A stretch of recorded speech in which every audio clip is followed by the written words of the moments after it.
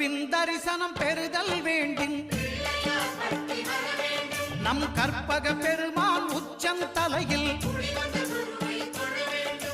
குருவின் தரிசனம் பெறுதல் வேண்டும். நம் கற்பக பெருமான் உச்சந்தலையில் ஆலமர் செல்வன் அவனது பார்வை தடைகளை நீக்கி வளம் பெருக்கும். நம் கணபதி சிரத்தை காண்கிற மங்கையர் மாங்கல்ய பலமே திடமாகும்.